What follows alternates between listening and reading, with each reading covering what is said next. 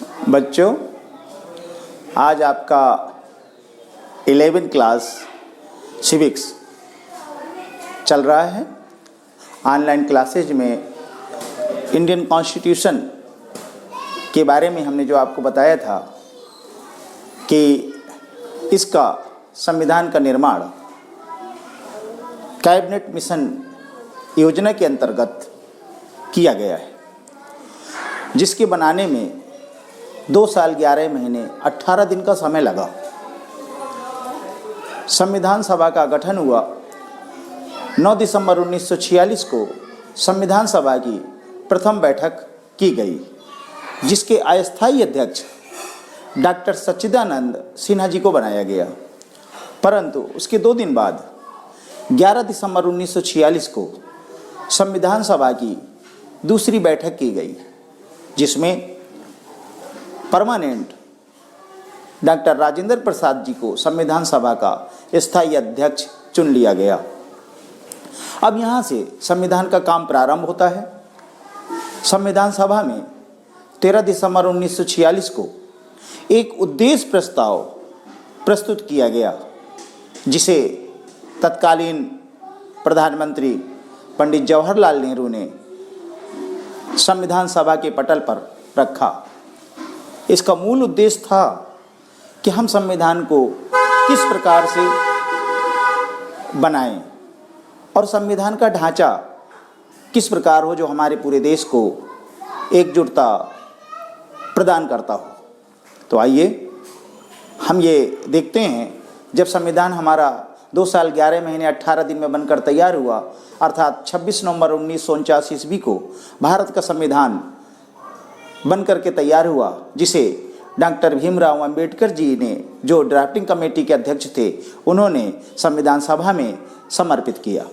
परंतु कुछ ऐतिहासिक कारणों से भारतीय संविधान को 26 जनवरी 1950 को पूरे देश में लागू किया गया है और उसी दिन से हम इसे गणतंत्र देश के रूप में, रिपब्लिक डे के रूप में मनाते चले आ रहे हैं।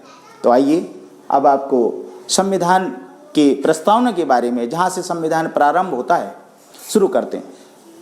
संविधान की प्रस्तावना ठीक उसी प्रकार से है कि जैसे किसी पुस्तक को लिखा जाता है तो उस पुस्तक में उस लेखक की अंतरात्मा की आवाज़ होती है, अर्थात पूरे संविधान को, पूरी भूमिका को समेटे होता है। और इसी प्रस्तावना में ये चीज़ डाली गई है। हालांकि प्रस्तावना को संविधान में किसी भी आर्टिकल से, किसी भी अनुच्छेद में नहीं जोड़ा गया है, परंतु सुप्रीम कोर्ट के अनुसार ये संविधान की प्रस्तावना संविधान की एक कुंजी है। इसको के.एम. मुंशी जैसे और भी विद्वान लोगों ने इसे संविधान की आत्मा भी कहा है, क्योंकि संविधान के सारे तत्व इसमें समाहित हैं कि संविधान हमारा एकतामूलक, समतामूलक और देश के हित में, देश की संपूर्णता को समेटे हुए है, जो हमारी प्रस्तावना में प्रदर्शित होता है। तो हम आपको ये प्रस्तावना के बारे में आपको बताते हैं, कुछ पॉइंट्स हमने डाले हैं। हालांकि प्रस्तावना हम आपको बता रहे हैं, आप सुनिए उसको, आपके बुक्स वगैरह में भी दिया है। आप इंडियन कॉन्स्टिट्यूशन की या सब्जेक्ट की किताब देखेंगे जो 11वीं क्लास की, उस पर भी दिया हुआ है भारत की प्रस्तावना। तो भारत की प्रस्तावना कुछ इस प्रकार है, जैसे हम भारत के लोग भारत को एक संपूर्ण प्रभुत्व संपन्न, समाजवादी, पंथ निरपेक्ष, लोकतंत्रात्मक गणराज्य बनाने के लिए तथा उसके समस्त नागरिकों को सामाजिक, राजनीतिक, आर्थिक, न्याय, विचार, अभिव्यक्ति, विश्वास, धर्म और उपासना की स्वतंत्रता दिलाने के लिए तथा उन सब में व्यक्ति की गरिमा और राष्ट्र की एकता और अखंडता सुनिश्चित करने वाली बंधुता बढ़ाने के लिए दृढ़ संकल्प होकर अपनी इस संविधान सभा में आज दिनांक 26 नवंबर 1949 ईस्वी मिति मार्ग शुक्ल सप्तमी संवत 2006 विक्रमी को एतद् द्वारा इस संविधान को अंगीकृत, अधिनियमित और आत्मार्पित करते हैं। बच्चों, प्रस्तावना कुछ इस प्रकार से दी गई है उसमें। तो आपको यहाँ से प्रस्तावना के कुछ पॉइंट्स समझने हैं। जो प्रारंभ में दिया गया है, हम भारत के लोग, इसका भाव निकलता है हम शब्द का मतलब वी आर द पीपुल, अर्थात जो संविधान बना है वो 1 या 10 व्यक्तियों से नहीं बना, या किसी संप्रदाय या किसी वर्ग से नहीं बना, बल्कि भारत की संपूर्ण जनता, भारत के संपूर्ण नागरिकों के सहमत से जो निर्वाचित होकर संविधान सभा में सदस्य गए हैं, उनके माध्यम से ये संविधान का निर्माण हुआ है। तो यहाँ हम शब्द ये प्रतीत होता है कि ये संविधान सबके लिए, सबका बना है। ये भाषा हम शब्द की यूएनओ, यूनाइटेड नेशंस ऑर्गेनाइजेशन में भी दी गई है, जिसे हम विश्व संघ कहते हैं, संयुक्त राष्ट्र संघ, उस पर भी हम विश्व के लोग शब्द को डाला गया है, वहीं से इसको भी प्रभावित माना जा सकता है। नेक्स्ट पॉइंट है संप्रभुता। संप्रभुता का तात्पर्य है सॉवरेंटी, जो अंग्रेजी शब्द है, जिसका भाव होता है सम प्रभु। सम माने बराबर, प्रभु माने प्रभु या ईश्वर, अर्थात हमारा संविधान इस प्रकार की स्वतंत्रता प्रदान किए हुए है कि भारत के संविधान के मुताबिक भारत एक स्वतंत्र और अपने आप में संपूर्ण आज़ाद देश है।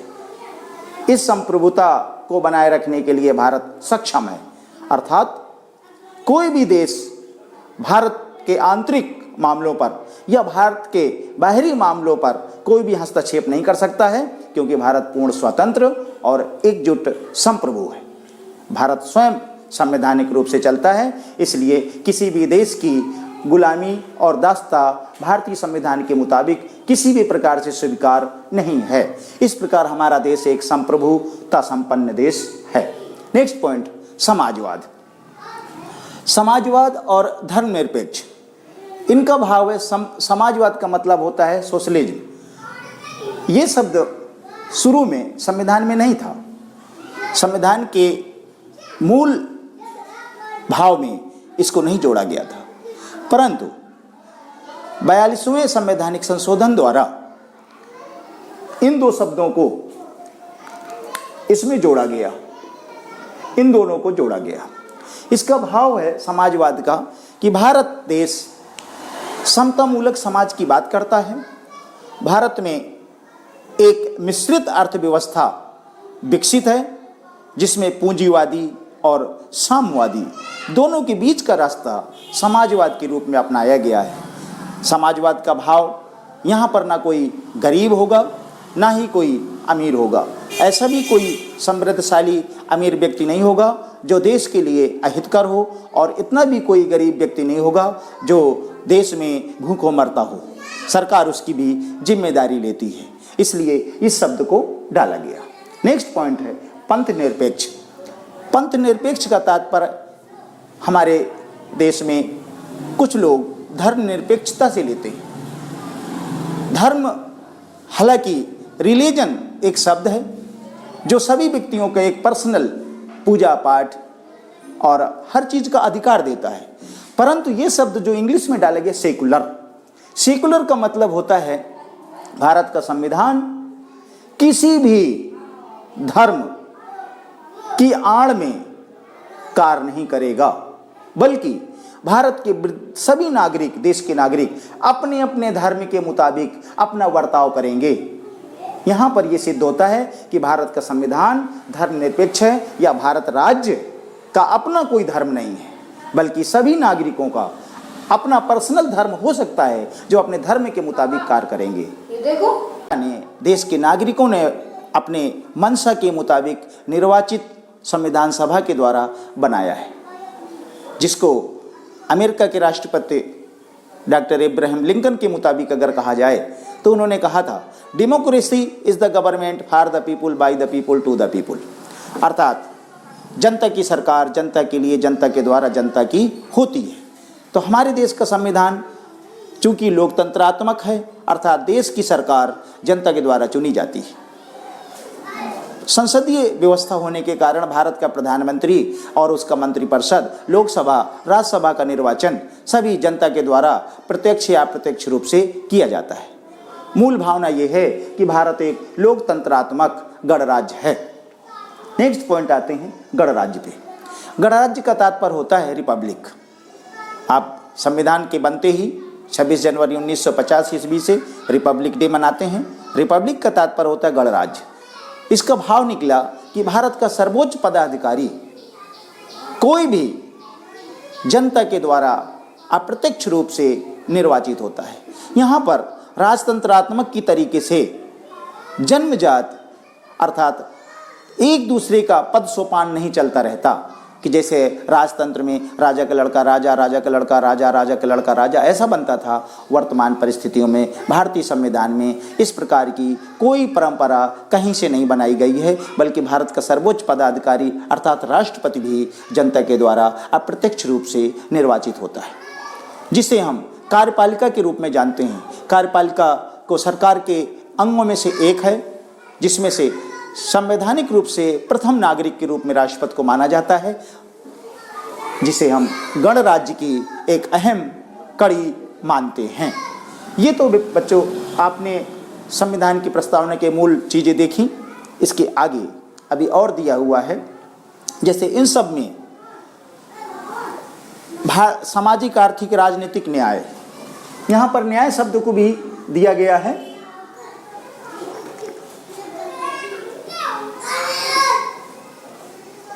सामाजिक, आर्थिक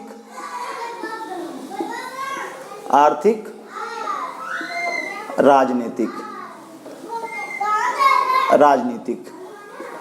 न्याय।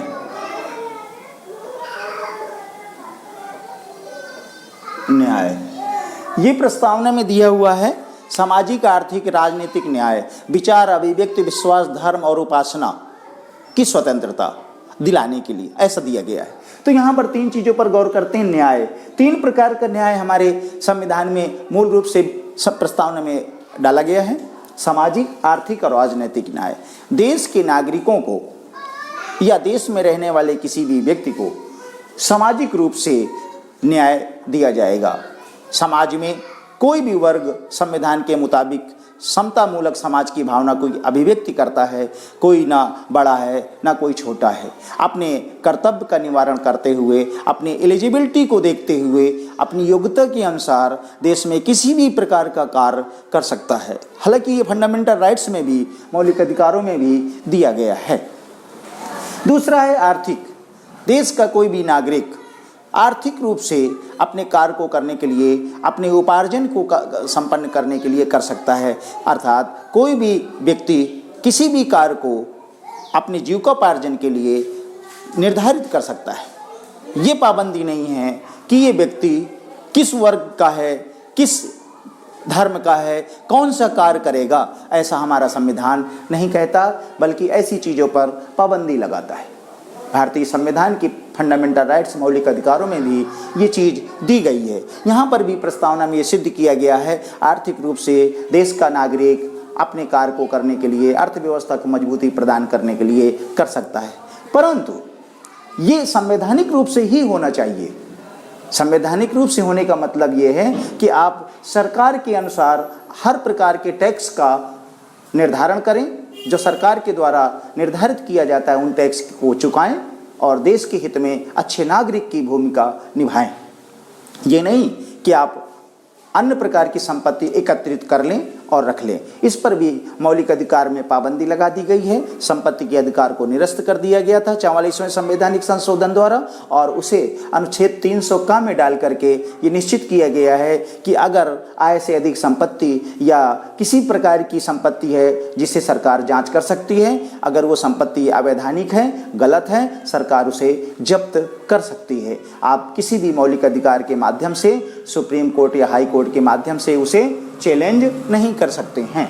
यहाँ पर आपको अधिकार भी दिए गए हैं और कानूनी प्रक्रिया भी दी गई है। तो हमारे संविधान में प्रस्तावना में सामाजिक, आर्थिक और राजनीतिक न्याय की बात कही गई है। यहाँ पर आप राजनीतिक न्याय के बारे में आप देखिए। राजनीतिक न्याय का तात्पर्य होता है कि पॉलिटिक्स, राजनीति का मतलब है देश का कोई भी नागरिक देश के किसी भी प्रकार के राजनीतिक विचारों की अभिव्यक्ति कर सकता है, राजनीतिक निर्वाचन में भाग ले सकता है, मतों देने में भाग ले सकता है। अर्थात 18 साल की उम्र के बाद देश का कोई भी नागरिक अपने मत डालने के अधिकार को प्राप्त कर लेता है। यहाँ तक कि जो एक संवैधानिक उम्र दी गई है उसी हिसाब से चुनाव भी लड़ सकता है, उसे संविधान के द्वारा किसी भी प्रकार की पाबंदी नहीं लगाई जा सकती। बच्चों, ये हमारी प्रस्तावना में बहुत सारी चीज़ें दी गई हैं जिनको आप समझते जाएंगे। इसके आगे और भी दिया गया है, एकता और अखंडता सुनिश्चित करने के लिए, बंधुता बढ़ाने के लिए। तो एकता और अखंडता सुनिश्चित करने के लिए इसका भाव ये निकला कि भारत का संविधान एकता प्रदान करता है और भारत का संविधान एक अखंड है, अर्थात हमारा देश कभी भी विभाजित नहीं हो सकता। कोई भी राज्य अपने को अलग करने की संभावना नहीं कर सकता, कोई भी राज्य अपने को अलग नहीं कर सकता। हालांकि ये बात आर्टिकल 1 में भी दी गई है। भारत के संविधान के अनुच्छेद 1 में कहा गया है, India that is Bharat shall be the union of states. इसका भाव ये निकला कि भारत एक यूनियन है, न कि फेडरल। अमेरिका के संविधान की तरीके से भारत के राज्यों का अलग संविधान नहीं है और केंद्र का अलग संविधान नहीं है, बल्कि भारत का संविधान एक है और इसी एक संविधान में एकजुटता प्रदान की गई है। इस संविधान में सीधे से कहा गया यूनियन शब्द का प्रयोग किया गया है। इसका तात्पर्य होता है कि भारत के संविधान में ही राज्य संघ के बीच अलग अलग अनुसूचियां डाल दी गई हैं, उसी के अनुरूप वो कार्य करते हैं। जैसे समवर्ती सूची, राज्य सूची और केंद्र सूची, जिसे संघ सूची के नाम से भी जानते हैं। इस पर अपने अपने विषय में ही कार्य करते हैं और एक दूसरे पर हस्तक्षेप नहीं करते। जरूरत पड़ने पर अगर राज्यों में कोई विवाद हुआ केंद्र और राज्य के बीच में, तो संविधान के मुताबिक सुप्रीम कोर्ट उनको देखता है और उसे मान्यता देता है, अर्थात संघ सूची के विषय को सर्वोपरिता प्रदान की जाती है। तो यहाँ पर आप देख रहे हैं कि भारत का जो संविधान है उसकी जो प्रस्तावना है उसमें न्याय के तीनों पक्षों को प्रदर्शित किया गया है और अखंडता एकता के साथ बंधुता बढ़ाने की बात भी कही गई है, अर्थात भाईचारा कायम रखने के लिए भी भारतीय संविधान की प्रस्तावना में स्थान प्रदान किया गया है। अब यह इसके बारे में इसको जब लागू किया गया है कि 26 नवंबर 1949 ईस्वी मिति मार्ग शुक्ल सप्तमी संवत 2006 विक्रमी को इतद द्वारा हम इस संविधान को अंगीकृत, अधिनियमित और आत्मार्पित करते हैं। बच्चों, ये 3 शब्द जो दिए गए हैं, अंगीकृत, अधिनियमित और आत्मार्पित करते हैं, यह हमारे संविधान की पवित्रता को हमारे देश के नागरिकों के द्वारा बनाए रखने के लिए दिया गया है। अर्थात हमारे देश के नागरिक इसे आत्मिक रूप से स्वीकार करते हैं। किसी भी प्रकार का कोई भी दबाव किसी भी नागरिक को, किसी भी देश के लोगों को नहीं था।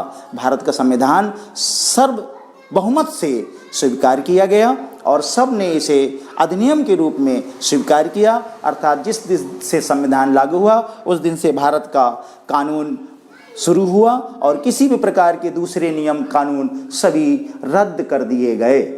और आज भी हमारे भारत का संविधान श्रेष्ठ, सर्वोपरि और विस्तृत है, जिसे हम दुनिया का सबसे बड़ा लिखित संविधान मानते हैं। कुछ लोग तो ये भी कहते हैं कि भारत का संविधान उधार की थैली है, कुछ ये कहते हैं भारत का संविधान भानुमति का पिटारा है।